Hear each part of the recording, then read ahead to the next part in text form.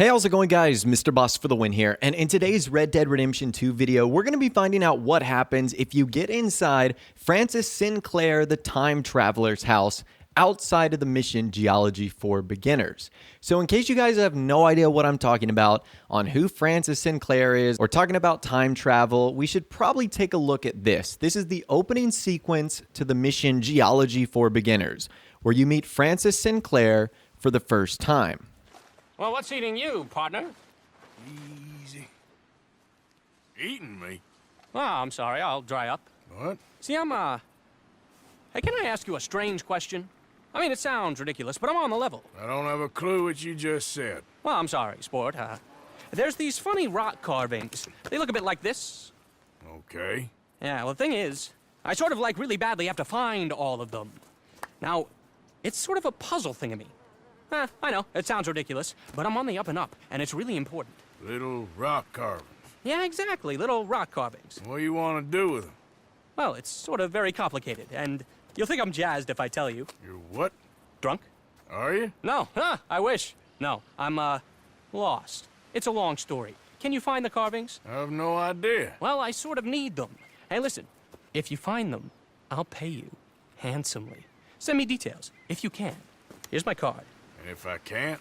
Well, I'm sure you can, sport. I'm sure you can. Francis Sinclair. Arthur Morgan. Pleasure. I don't understand. Why do you need these things?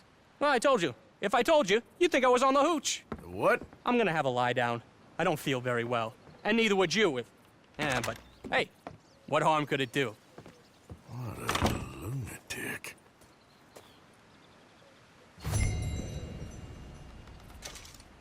Okay, so that was a little bit weird, right? So essentially, long story short, Francis Sinclair is a mysterious man. He's got orange hair, a birthmark near his right eye, and he speaks in a very strange dialect using slang that Arthur does not really understand. And he wants you to find these rock carvings, and he's not really clear why he needs to find the rock carvings. And he brings up a couple of different things that indicates that time travel is involved. Like, for example, when Arthur asked to explain why he needs these rock carvings, Francis said you wouldn't understand, or you think he's crazy. And obviously, thinking someone can time travel is crazy. He also says that he feels sick or drunk. Now, I've watched enough movies and TV shows that involve time travel that's one of the side effects. When you travel through time, a lot of people are woozy or sick or a little bit delusional. So it seems as if that's what's happened to Francis Sinclair. Now, a couple of other interesting things before we move on. He has a strong transatlantic accent, which was common in American culture in the 1920s and 30s, and he shares the same last name with another stranger, Hamish Sinclair, although there is no connection. I'm sure you guys might be wondering that. So that is the first time you hear from Francis, and you won't hear from him again until you find all 10 rock carvings. And if you return to him, this cutscene will happen.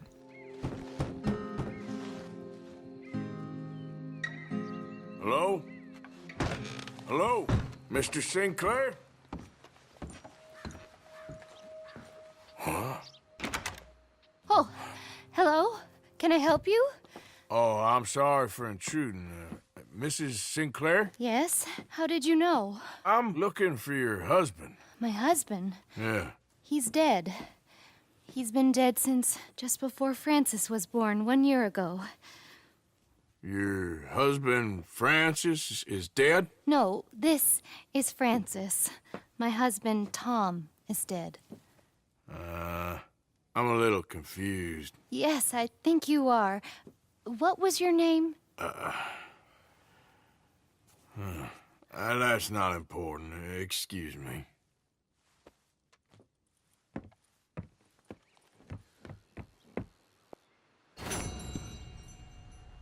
Okay, so that was pretty weird, right? Francis Sinclair is now no longer a grown man, but instead basically like a 1-year-old or less baby.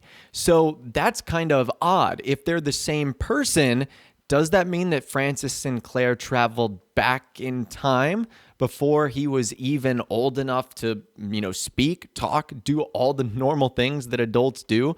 That's kind of weird. You see his mom right there, Mrs. Sinclair, and his father is Tom Sinclair, who we actually do not see in game. After that encounter, Arthur is forced to leave the cabin. Now, you can return to the cabin, but a lot of people fail to do this. So we're going to be finding out what happens if you get inside this cabin outside of the mission strand. So to do this, we're going to be utilizing the same glitch that we've been doing over the past couple of days using the lantern and pistol combination. This is super easy to do. So all you have to do is go up to the house, go up to the front door, and then perform the exact same glitch and just sort of wiggle your way on the inside. Now, this is actually very useful if you're looking to acquire the old brass compass, which is one of the items you get for completing this quest line. However, you can usually only get it at the end. So this is actually a way in which you can create that talisman really without having to go through that quest line. Now, if you're wondering what the old brass compass allows you to craft, it allows you to craft the Ravenclaw talisman, which slows all weapon degradation by 20%. So that is literally useful for every person who plays this game because everyone's going to be using weapons and they all naturally degrade. Whether you're going in water or whether you're going in mud or dirty environments, it's just an awesome talisman to have. So that's the first thing you need to grab. The next thing that I noticed here and that you're probably going to notice is the sort of sticky notes or post-it board wall of all the time traveling artifacts and rock carvings that you found. So the reason we can assume he's a time traveler is because the drawings themselves seem to indicate that.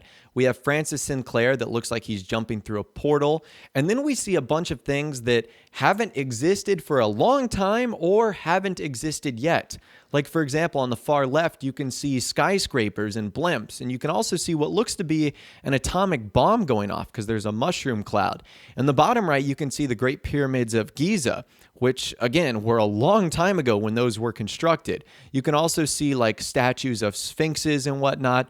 In the top right-hand corner, you can sort of see, I guess, modern times, at least in 1899, cattle and someone riding on a stagecoach. And then above him, you're sort of seeing him in sort of like this godplex-like fashion with like rays of light coming behind him. So I don't think I've been able to make out what the actual drawings on that wall mean, but it definitely indicates that he's a time traveler because it looks like he's seen things that don't exist yet and has been able to see things that, haven't been around for a while.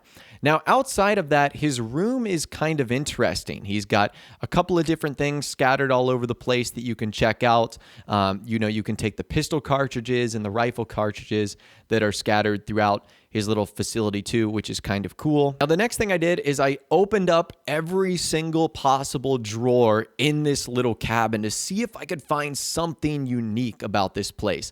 And unfortunately, I couldn't find anything. There was no letter. There was no nothing that revealed any more information on Francis Sinclair. And he is obviously not here. His father is not here because he's dead.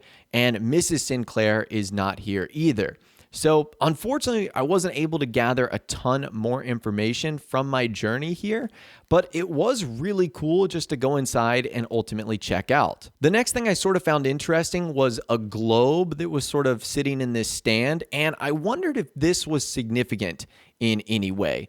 Maybe I was looking at the globe to see if there were places on the map that might have showed us where Francis had gone in his time traveling journeys, but I didn't notice anything particularly interesting. And the only other thing I noticed after that is there was a bed, but it's just like any of the other normal beds you acquire in game. You can sleep in it, you can rest. It doesn't really do anything.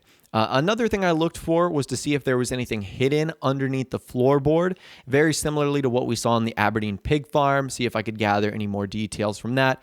Unfortunately, wasn't able to find anything there. And the next thing I wanted to test, and this is kind of strange, is just how fire resistant this cabin is for being all made of, wood and wool. It seems to not catch on fire really that easily at all. So I was kind of shocked at that when I started shooting all the lanterns that nothing ended up really burning away.